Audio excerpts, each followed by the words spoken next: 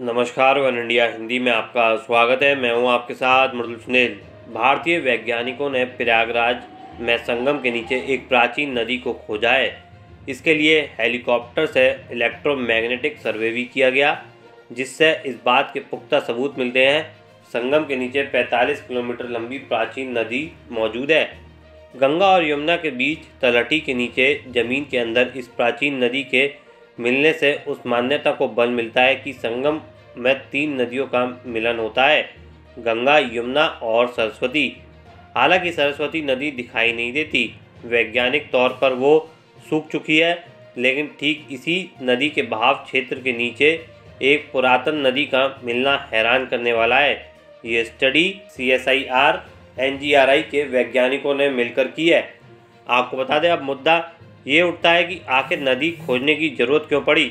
असल में दुनिया भर की नदियों से पानी का स्तर गिरता जा रहा है।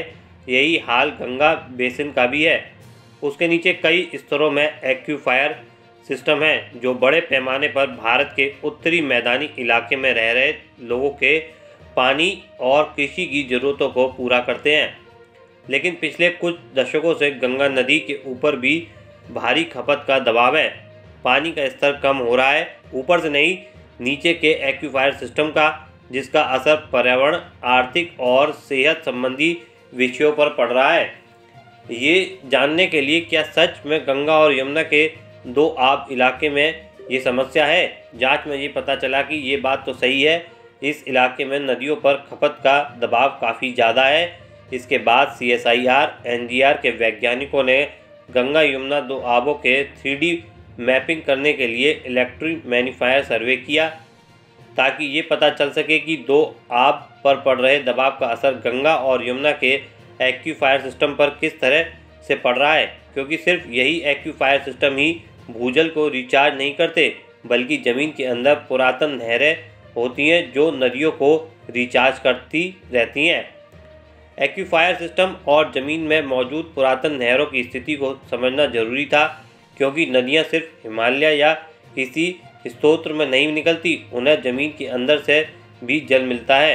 इसलिए गंगा यमुना 2 आबों के एक्यूफायर सिस्टम और ज़मीन में मौजूदा पुरातन नहरों की सिस्टम की जांच करना जरूरी था। इन वैज्ञानिकों ने हेलीकॉप्टर पर ड्यूल मोमेंट ट्रांजिएंट इलेक्ट्रोमैग्नेटिक तकनीक को फिट किया, ताकि गंगा यमुना के 2 आबों का इलेक्ट्रोमैग्नेटिक मैपिंग किया जा सके। हेलीकॉप्टर में लगी तकनीक के साथ कई उड़ानें भरी गईं, 100 मीटर की ऊंचाई से लेकर 2 किलोमीटर की ऊंचाई तक। हेलीकॉप्टर ने 1 किलोमीटर उड़ान चौड़ाई की सीमा में रहते हुए 1200 वर्ग मीटर का इलाका छान मारा।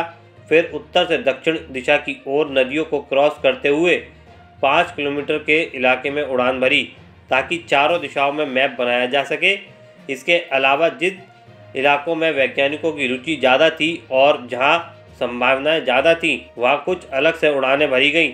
गंगा के रिवर बैंड को मापने के लिए 3 उड़ानें हुई और यमुना के लिए 1। इतनी उड़ानों के बाद वैज्ञानिकों के पास गंगा यमुना के 2 आबों का नक्शा बन चुका था। जब नक्शा विश्लेषण किया गया तो हैरान कर देने वाली खबर सामने आई।